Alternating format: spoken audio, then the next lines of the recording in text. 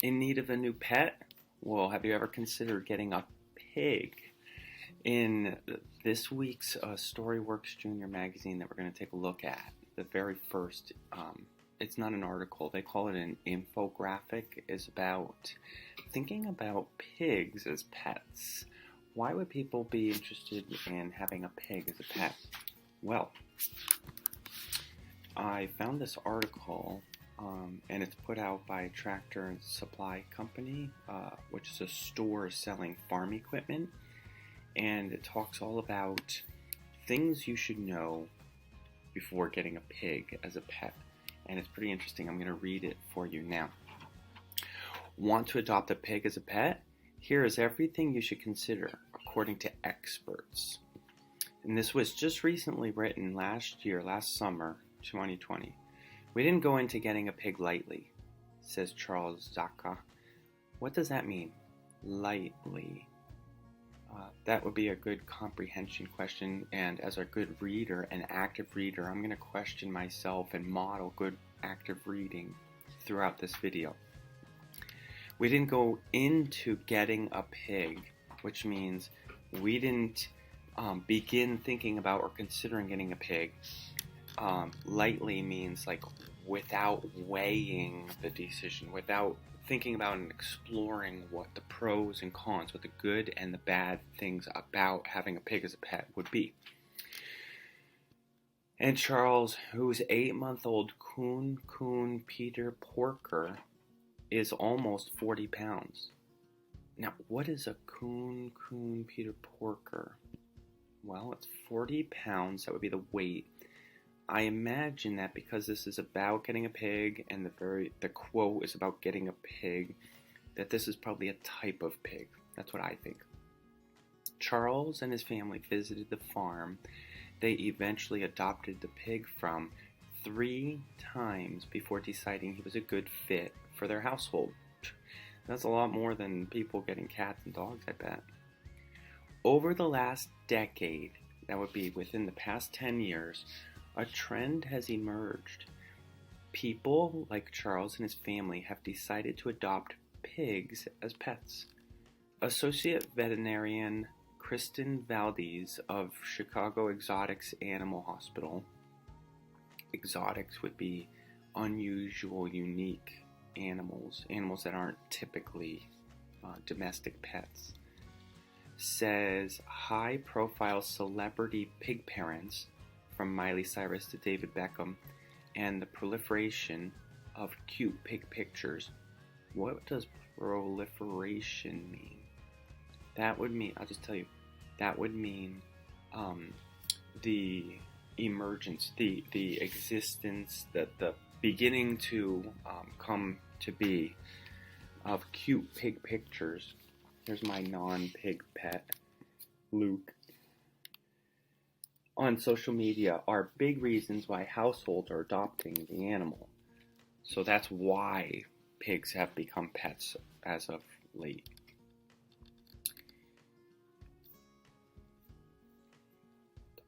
That's usually associated with a barnyard rather than a backyard. In other words, pigs are usually found on farms, not in backyards. Other reasons are that pigs are hypoallergenic and have been known to work well as support or therapy animals. Well, here's a root word, and you're probably wondering what hypoallergenic means. You might want to even just use Siri or look it up or ask somebody, but I know the root word allergy in here, and I am going to look up hypoallergenic. What does hypoallergenic mean? It means relatively unlikely to cause an allergic reaction. That's kind of what I thought, but I wasn't positive. So some people are allergic to dogs and allergic to cats. There's dander in their fur and other things, but pigs are safe that way. Plus, as Charles says, who can say no to a piglet? Look at this guy. Don't you want him as a pet? Charles and his family, who live on a hobby farm in northern Illinois, spent a considerable amount of time researching pet pigs before adopting Peter Porker. I deep dived into a ton of blogs to help get prepared. We are fortunate enough to live a mile down from the farm we got him from, and the owners have been more than happy to answer all of our questions. Okay, a few things about this. First of all, you need to read articles before taking a huge step like getting a pig for a pet, all right? An infographic isn't enough. But the infographic that you're going to read is pretty interesting. It has some good points as to why pigs could be good pets.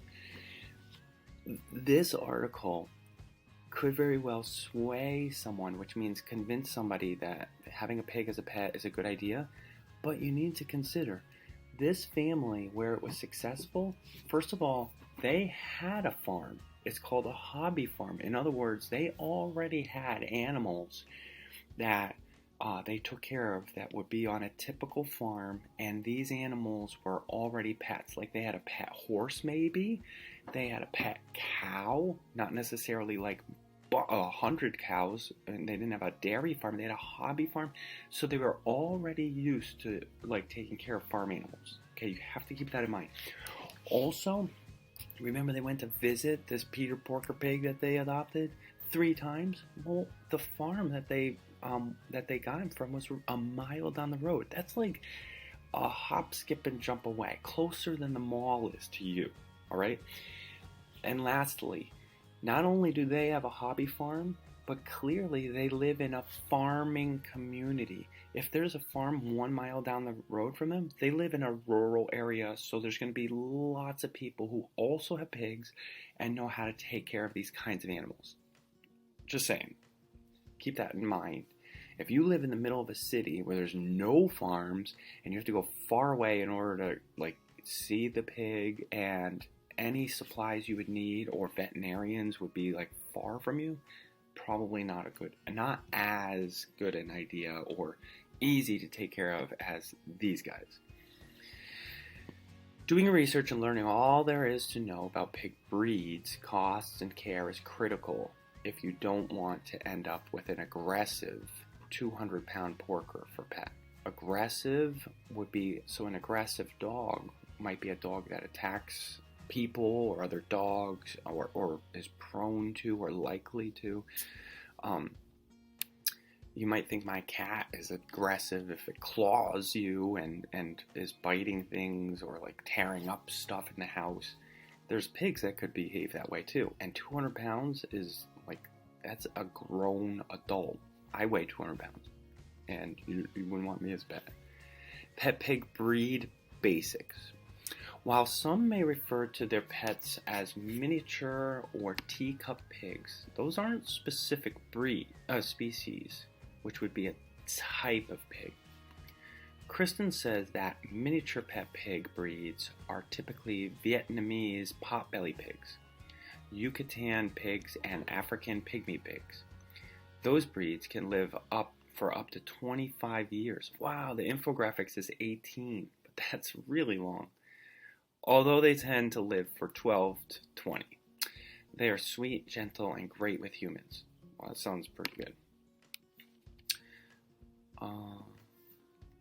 And miniature is relative to larger hogs on production farms, not to more conventional pets such as cats or dogs. Kristen says that it's impossible to predict the weight of a full-grown pig, even if a breeder promises something in a small range. I recommend pig parents expect the heaviest and may be pleasantly surprised if their pig does not reach that weight. 200 pounds, again, is huge. The biggest dog you could get might be 150 pounds. She says she has seen pigs called teacup or micro-weigh weigh between 60 and 175 pounds. Peter Porker is a coon, a New Zealand breed known to be good for small farms. When Charles and his family first met Peter Porker, he was incredibly friendly and calm and would just collapse to his side when you rubbed his belly, like a dog. He still does that instantly with anyone who rubs him. It's hilarious. Along with getting to know a pig before bringing it home, it's a good idea to visit multiple breeders of different varieties and research what to expect from each breed before selecting your pig. Notice how when I was hovering over this text, it turned into a hyperlink. So this would probably be an infographic that would tell us all about the different breeds, which you would want to look into. And you could, when it said earlier in the article, a deep dive, that's what we're talking about.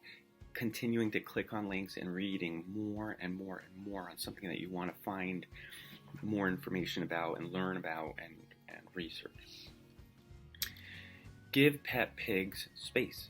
Without enough space, and now we're talking about people like in the city who have apartments and think it's going to be a good idea to get a pet pig to wander around the apartment. When they get bigger and bigger and bigger, they're going to need more than that apartment. Without enough space, pigs can become depressed or anxious, which can manifest into behavioral problems, Kristen says. She does not recommend a pig for apartment dwellers, like I just said, even if they give the pet long walks. An ideal place would be a home with a fenced-in backyard where your pig can dig around in the grass and dirt, Kristen says.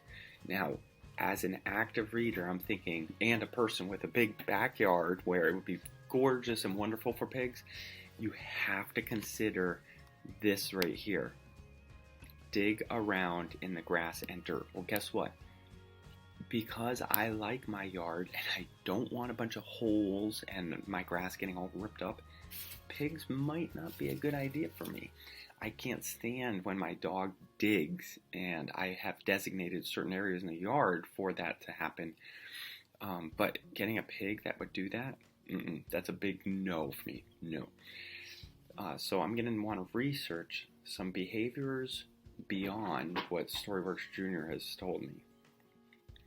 If your pig is indoors, it's important to not discourage rooting around on carpet. So if you have carpet inside, and you have to understand what rooting is, rooting around means digging up the carpet looking for roots, like carrots and turnips and anything, and onion, anything that would grow underground. That's what pigs do. That's why you see them in the mud and their snout is dirty, because they're smelling and looking for grubs and bugs and worms, anything to eat that's in the dirt. This says make several boxes filled with treats, trowels, newspaper, or other things your pig can dig around in, like inside, like an indoor sandbox.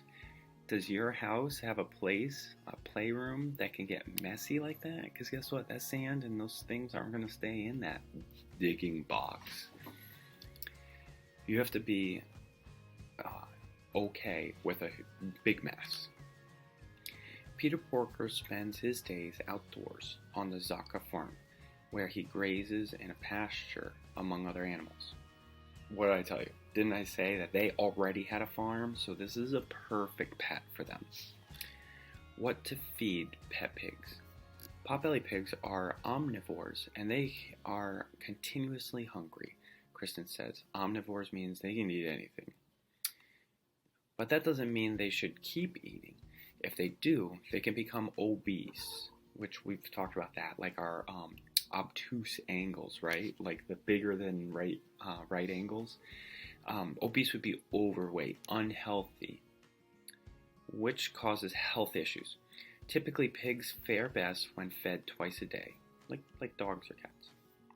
According to Kristen, depending on their age, size, activity level, and general health status, pigs over 1 year old should receive 1 to 1.5 cups of food each feeding. Remember, pigs will always beg and whine for more, like dogs and my cat Luke, who's like forever hungry. She also says to avoid feeding pigs dog or cat food, as well as table scraps, chocolate, fruit, corn, and potatoes, explaining it's important to make sure they don't eat too much protein, fat, carbs, or salt. She suggests selecting a good commercial food formulated specially for pet pigs and offering them a children's chewable vitamin daily as a treat. You know what that tells me? That tells me that the Storyworks Junior article is misleading. Misleading means to lead someone in an inappropriate direction, to tell someone information that would cause them to think an inappropriate or inaccurate idea. Pigs can eat anything and they'll survive. Just like we can eat just about anything. But guess what? If we do eat anything and we eat as much as we want, we would become unhealthy. Same thing with pigs. You can't just give them anything. And if this is your pet, you're not going to want them to get sick. You're going to want to take care of them. They become like part of the family, right? So you're going to need to look into that and take care of them appropriately. Cost considerations for pet pigs. Kristen says cost would be like, how much money is this going to cost me, right? And these are things to consider. Kristen says that pet pigs often have to visit a vet more frequently than a dog or cat. Now, I don't think Storyworks Jr. talks about that. And that those visits, diagnostics, and treatments will be pricier, which means more expensive. Hoof and tusk trims, tusk would be their teeth or like if they have horns, vaccinations, and fecal and skin analysis can cost up to several $1,000s a year. What? I do not pay that for my dogs or cats. Each pig is different. However, this is not an inexpensive pet, so keep that in mind. Pet pig adoption, it's a family matter. Here we're going to get into some basic things to think about when considering a pig as a pet. Have other animals? Factor them into your decision to adopt a pig. Pigs are naturally prey species, and dogs and cats are natural predators, Kristen says. Well, let's make sense of that. Prey species. I didn't completely understand what that meant when I was reading it, but I think that this is contrasting pigs, prey, from predators, and dogs and cats are natural predators. Pigs are the opposite. They're the prey.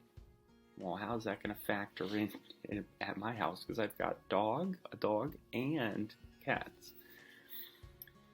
Kristen, but she warns that pigs, like cats and dogs, can get aggressive. Like they'll fight back and even bite or significantly injure another animal, like in order to defend itself.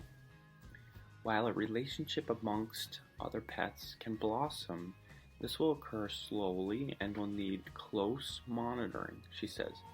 In other words, you can't adopt a baby piglet that's so cute and just throw it in with your other pets and expect things to be naturally calm and them to get along. Charles let his dog sniff Peter Porker to get used to him, and he introduced him to the farm's sheep and goats several times through a fence at first.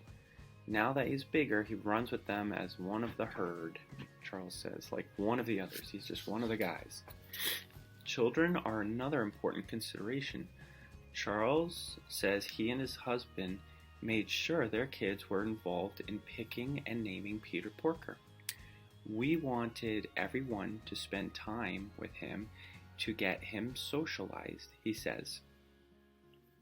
Because Charles and his family are raising Peter Porker as a pet and want him to be comfortable around people, they let him stay in the house and sleep on a dog bed for several weeks.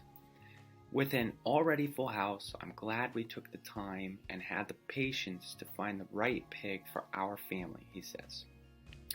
So, we've learned that although pigs could be interesting and fun and good pets, you need to look into it carefully. It might be a good idea to do a deep dive and really research what kind of pig and how it could affect your family.